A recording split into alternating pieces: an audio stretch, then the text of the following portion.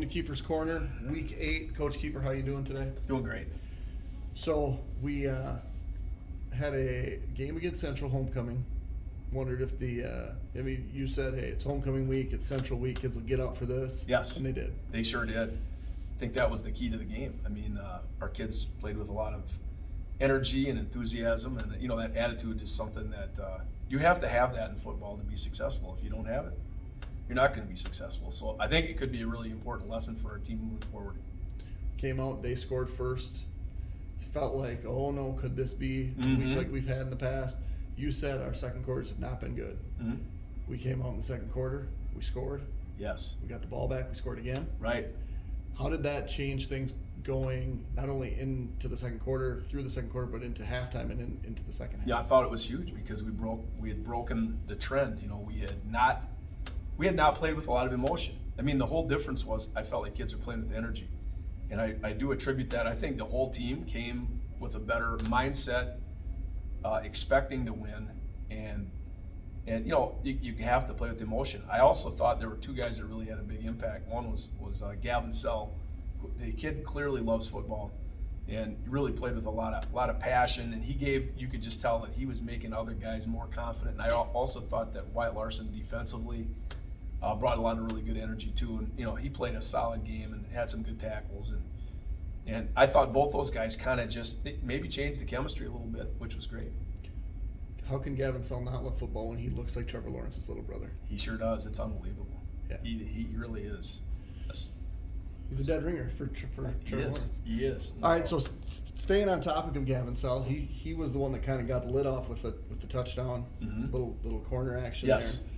Had 4 catches, I think, 75 yards, a touchdown, almost got it a second time. We seem to attack vertically more this game, and I think even the sidelines more this game. Was that part of the game plan going in? It was, because Central is very physical up front. The Hintzman kid's good. 71's a really nice player up there too. And we thought we had a little bit of an advantage on the perimeter with those guys, so we were going to try to take advantage of where we thought we were a little bit better. And it worked out, so that was great. I think threw 20 passes. That would probably be. I think there was maybe a game earlier this year where we might have thrown that many. That's possible.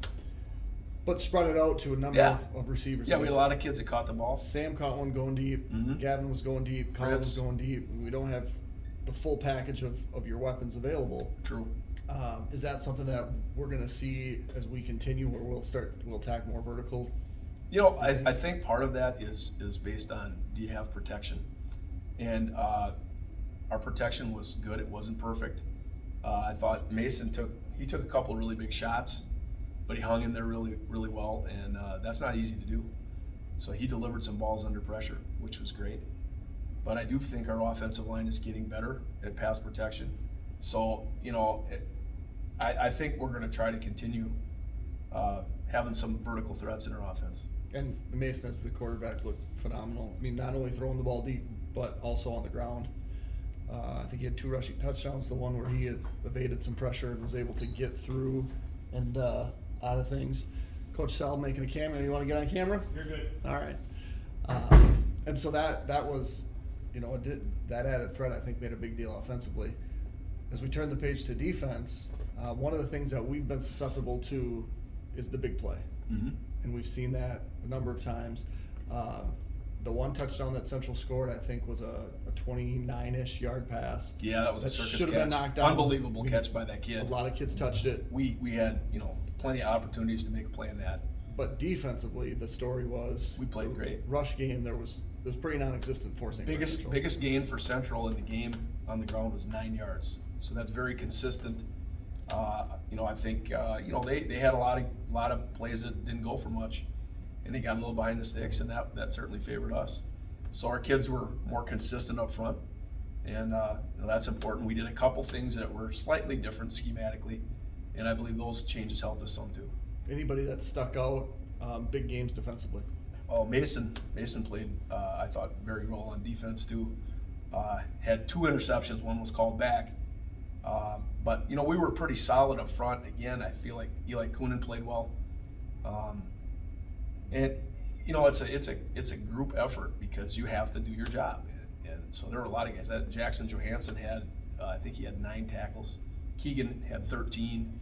And, those are 2 guys that should make a lot of tackles against their running option team, and that's kind of how it went. So that was great. We've talked about the 3 phases of the game and trying to win 2 of them. Mm-hmm. I think ultimately you look back, we were better offensively, we were better on defensively, but it felt like things kind of swung in special teams when we kicked the ball, when Davis kicked the ball deep in the corner. Right. And the kid steps out of bounds. That was huge. And that kind of felt like this is where things are turning. Yes. Is that how it felt on the sideline too? Yeah, I thought that was a really, really big play in the game. Coming off a score, and then you pin them down, I think it was like at the 2-yard line. And Davis that's a phenomenal kick. That's our goal, to have the ball land right between the numbers and the sideline like that. It seems to be easier for us to cover if we can do that. And, the kid stepping out of bounds, that was a really big play. And then we were able to capitalize too, pin them down. And had some other special teams plays where we got to the punter, maybe deflected a couple punts. Yep. Didn't, fielded the ball really cleanly when the punts did get away. Right. Just a clean game of special teams on our end, I felt like. Yeah, it was. We had, a little, I think we missed a kick, and I think we also had, the one punt that was, but, overall I thought we were pretty solid with the special teams. And, Davis is a really talented kid. And, I told him at that point, after he was down, after he had missed it, I said, hey, I guarantee you when you get a chance, you're going to make a big play for us, because that's the type of kid he is. Yep. So never worry about him. And on extra points, he finds the back of the soccer goal, 40 yards That's back. what he's been doing. He's been doing his whole life. He continues to do it. That was Friday. I don't even remember, did the Badgers play on Saturday? Oh yeah, they played. They got beat. Your Packers won. Then we get to Monday. JV, we're at Central. Central played a little bit better on Monday, it sounds like. Yeah, Central did. We sent our freshmen, and we sent sophomore kids that don't play in the varsity game. So it was a younger group, and we got stung pretty good. I believe Central sent their freshmen and younger kids to another location, and we got their JV. And I think maybe they were stinging a little bit. Absolutely. And that's fine. I told our kids that's something that you can remember when you get into January and February and you don't feel like lifting. Then you can archive that little memory, and that might get your butt out of bed, because I know that stuff works for me. And it might work next year, the year after that, and the year after that when these kids are seniors. That would be the hope. Now we have Amery. At Amery, they're a more of a passing team than Central. I think threw the ball a handful of times, completed one pass. Amery has a really good quarterback. They do. A number of receivers that were capable of catching circus catches last year. I think this year's been a little bit different. How do we change the mindset of this is going to be a physical game, it's going to be in the trenches, we're going to use our speed on the perimeter, to now what we like to do is what we're going to see from our opponent? Well, one thing we have to do is we have to stop their run. Coy Hopke he's one of the more talented kids in the conference, and they're going to hand the ball to him, and they're going to try to get him the ball in space, and we have to stop that. Don't let him get going. So in that respect, even though it's a spread thing, they're still going to run the ball. And when they do get into the passing game, we have to do a good job of covering. We have to mix a couple things up. Hopefully we can get some good pressure. It is clearly a different type of week, but the principles are the same, that you got to do your job and you got to be focused, and you got to play with great emotion, and you got to play with a great attitude. And I think those things will, that's what we need to do. So we struggled for a few weeks. We get eliminated from having the chance of winning 4 conference games. Big win against Central, and then Sports comes out Sunday night with their projected playoff field, which is based on the projected remaining games. Right. Putting the tiebreakers into place, like we talked about a couple weeks ago, there's going to be less than 224 500 or better teams in conference.